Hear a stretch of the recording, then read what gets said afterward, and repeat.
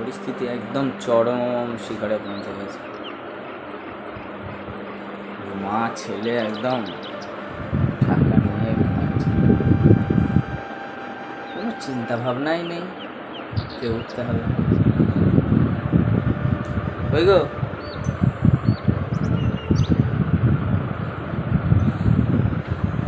এই ও বাবা, আবার দূর, মানে কাছের কেউ না, দূর সব। এই কটা বাজে? হ্যাঁ, এই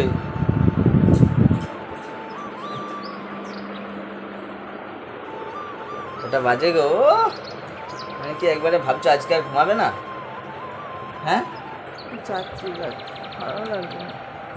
কবে ভালো লাগে বলো তো একটু শুনি। ওঠো ওঠো ওঠো, অনেক বেজে গেছে, ওঠো। এ ভাবি, এই ভাবি ভালো লাগবে, তো 8টা পেরিয়ে গেছে। ঘুমাতেও দেয় না বাবা সব। ওঠো ওঠো ওঠো। উঠছি, ভালো লাগবে। চলে দিন এখন তুলি, আমি কিভাবে তোলা যায় দেখি।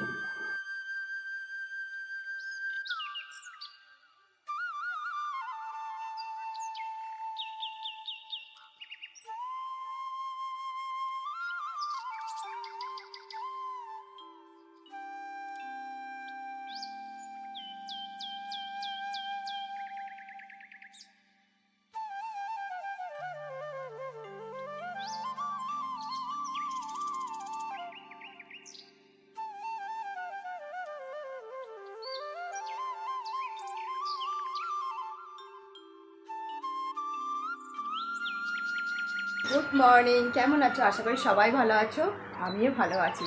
তো সুপর্ণা বেঙ্গলি ব্লগে অনেক স্বাগত জানিয়ে আবার একটি নতুন ব্লগ নিয়ে একদম সকাল সকাল চলে এসেছি তোমাদের সামনে। তো যাই হোক, সকাল সকাল তো উঠেছি, কাজকর্ম চলছে, এক এক করে কাজকর্ম চলছে। আর একা হাতে দশভুজার মতন তো আর কাজ করতে পারি না, মানে 10টা হাত তো নেই।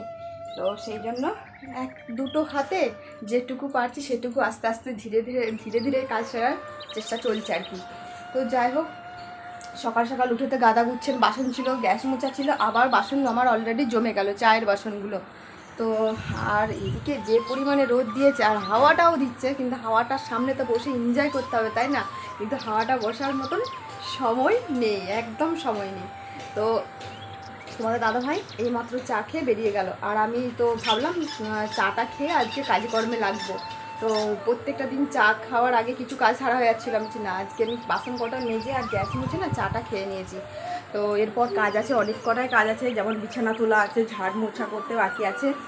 আর এইদিকে গাদা গুচ্ছেন, বোতল জমে গেছে এদিক ওদিক করে, চারিদিকে বোতলে ঘরটা 4খানা বোতল, বিছানাপত্রের অবস্থা খুব কাহিল।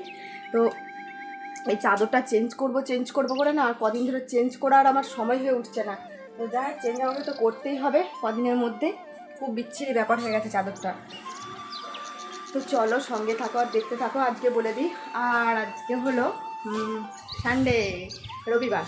তো রবিবারে ছেলেকে পড়াতে আসে, আজকে কটার সময়, 10:30 11টার দিক করে কিন্তু পড়াতে আসে।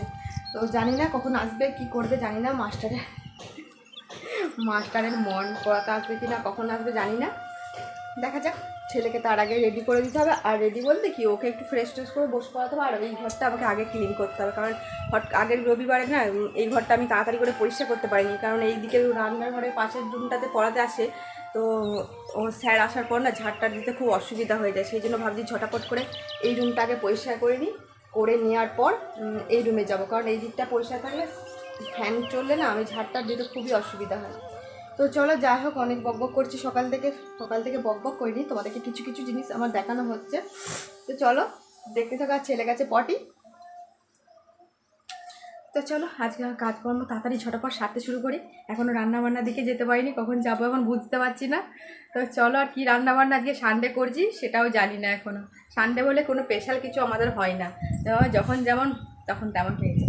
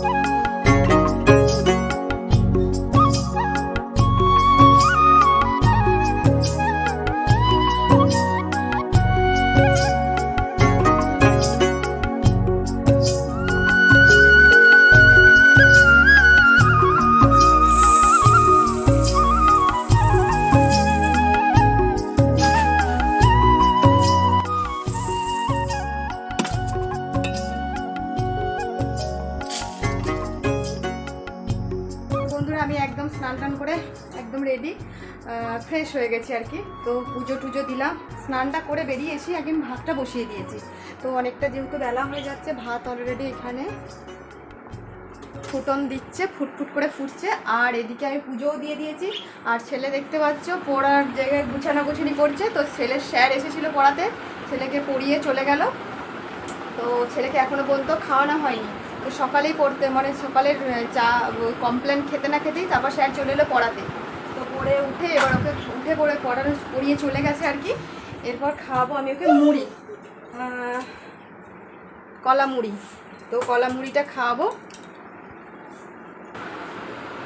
তো কলা মুড়িটা ওকে খাওয়াবো। আর এই যে গোপসনাথকে আমি একদম স্নান করিয়ে সকাল সকাল আজকে পুজোটা দিয়ে ফেলেছি।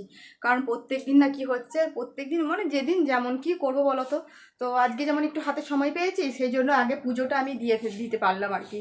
তো এরপর আমি যাবো রান্নাঘরে, তার আগে ছেলেকে খাইয়ে নিজে দুটো খেয়ে তারপর রান্নাঘরে ঢুকবো। কারণ নইলে আরও দেরি হয়ে যাবে, যদি আমি রান্নাটা করে খাবো বলি তাহলে আর হবে না গো।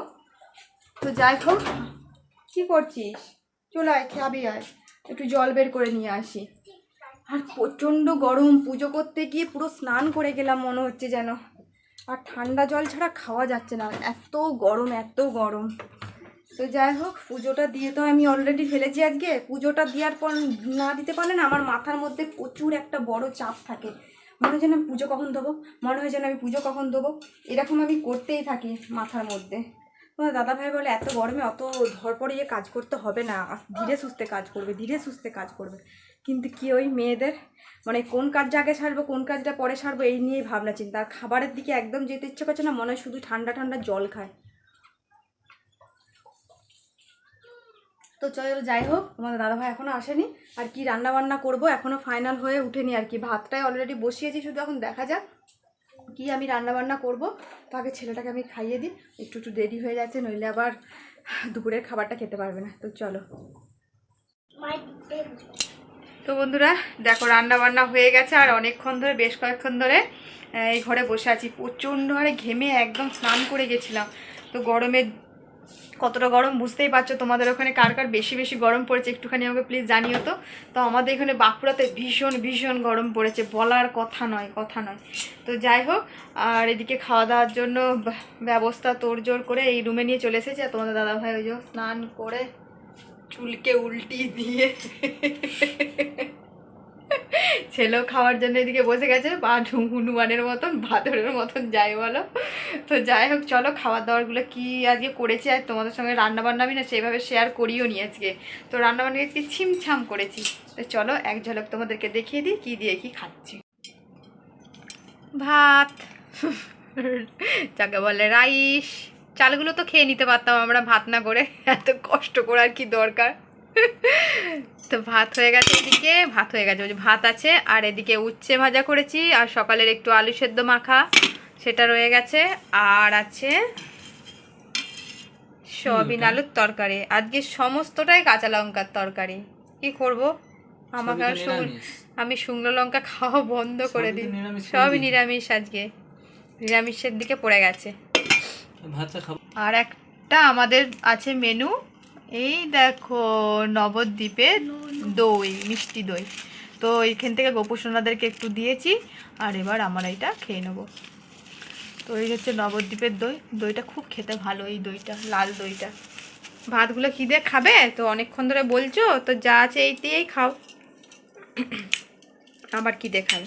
তো চলো বন্ধুরা, আজকে এই ছিমছাম দিয়ে খাবার খেয়ে নিই। কী করবো বলো, যেদিন যেমন সেদিন তেমন। তো যাই হোক, আমারও রান্না করতে খুব কষ্ট হয় প্রত্যেকটা দিন গরমের জন্যে। তো চলো খাওয়া দাওয়াটা সেরে নিই, সেরে নিয়ে তোমাদের সঙ্গে আবার পরে কথা হচ্ছে। গুড ইভিনিং বন্ধুরা, সময় এখন কিন্তু 7টা বাজেনি, পৌনে 7টা বাজে। আর ছেলে কী করছে দেখো, এইমাত্র উঠে গোপুসোনাদের একদম তুলাতুলি করছে, ওইখানেই বসিয়ে দিচ্ছে। ওই রুমে নিয়ে যাবি তো ভাবি? তো যাই হোক, এই ঘরে বসার। আর কে এসেছে তোমাদেরকে একটুখানি দেখায়, এই দেখো, তোমাদেরকে আগেও দেখেছি, আমার আগের ভিডিওতে তোমরা দেখতে পেয়ে যাবে অবশ্য। তো এক পাশের বাড়ি জায়ের মেয়ে, তো এর একটা পুচকি বুনু আছে, ও তো পুরো একবার খড়খড়ি। তো যাই হোক, বোনটা কী করছে, ঘুমাচ্ছে। তো কি বলে, ওই এলো একটুখানি, ওইদিকে ঘুরছিলাম, আমি ডাকলাম, ডেকে এলো। তো বসে বসে একটুখানি অনেকক্ষণ ধরে বেশ কয়েকক্ষণ গল্প করছিলাম। তো সন্ধ্যের সময়ও হয়ে গেছে, পৌনে 7টা মানে বুঝতে পারছো সন্ধ্যে হয়ে গেছে। তো কি বলছি, ওইটা কে তুলতে বললো ভাবি তোকে? আচ্ছা, ঠিক করে পা। তো যাই হোক, আর আমি ঘুম থেকে জাস্ট উঠে একটুখানি বাইরে হাঁটাহাঁটি করছিলাম, ওকে দেখতে পেয়ে টেনে নিয়ে এলাম। আর আমি এদিকে আমার কিন্তু বাসন টাসন সমস্তটাই পড়ে আছে, গ্যাস মুছা আর সবই পড়ে আছে, আর আমি এখন কিছু করে উঠতে পারছি না। জাস্ট সন্ধ্যেটা দেবো, দিয়ে একটু গল্প করবো, তারপর করবো। আর যেহেতু আজকে হাঁটতে যাওয়াটা আমার মিস হয়ে গেল বলতে একটুখানি কারণে মিস হয়ে গেল, তো সেটা আর বলছি না তোমাদের। তো যাই হোক, একটুখানি বসি, একটু গল্প করি ওর সাথে, তারপর তোমাদের সঙ্গে পরে আবার কথা হচ্ছে। তো বন্ধুরা, সন্ধ্যের পর থেকে অনেকক্ষণ পর তোমাদের সামনে এলাম। তো সেই এসেছিলো, গল্প টল্প অনেকক্ষণ করলাম, তার সাথে তোমার মাও এসেছিলো, অনেকক্ষণ গল্প করলাম, করে তারপর তোমাদের দাদাভাই দেখছি গুটি সুটি করে গুটি গুটি পায়ে ঘরে ঢুকছে। তো সন্ধ্যেবেলা তোমাদের সঙ্গে তারপর থেকে আর শেয়ার কিছু করিনি, একদম ডাইরেক্ট রান্না বান্না করেও নিয়েছি। আর রান্নাবান্না কী করেছি তোমাদেরকে তো একটু দেখাবো। আর দুপুরে যেহেতু রান্নাবান্না সেইভাবে কিছু করা হয়নি, ওই কি বলে সয়াবিনের তরকারি এইসব দিয়ে খেয়েছিলাম, দই টই দিয়ে। আর আজকে একটু জবরদস্ত রান্নাবান্না হয়ে গেছে, তো জবরদস্ত খাওয়াটাও আজকে খুব ভালোভাবে হবে মনে হচ্ছে। আর তোমাদের দাদাভাই গোপুসোনাকেও যে খাওয়াচ্ছে, ওকে শোয়াবে। তো যাই হোক, চলো তোমাদেরকে দেখিয়ে দিই আমাদের আজকে রাতের ডিনারে কি আছে। ভাবি দেখো দরজাটা দিল না গো। তো চলো তোমাদেরকে এক ঝলক দেখিয়ে দিই রাতের ডিনারে কি আছে আজকে। তো আজকে যে পরিমাণে ভীষণ গরম না, বাইরে বেরোনো যাচ্ছে না, বাইরে 1 সেকেন্ড বাইরে বেরোনো যাচ্ছে না। মানে সেই যে আজকে এসিটা কেনার পর থেকে আজকে ফার্স্ট টাইম দুপুর থেকে 2টো থেকে চলছে। তো এসিটা আজকে 1 সেকেন্ড বন্ধ হয়নি, 1 সেকেন্ড না, এসিটা চলেই যাচ্ছে। আজকে এত গরম, ঘর থেকে মানে কোনো রকম রান্না বান্না করেছি, ছুটে পালিয়ে গেছি ঘরের মধ্যে। তো চলো দেখিয়ে দিই কী রান্না করলাম, একবারে খেতে বসে দেখাচ্ছি। ওই রুমে সব খাবার দাবার নিয়ে যায় আগে।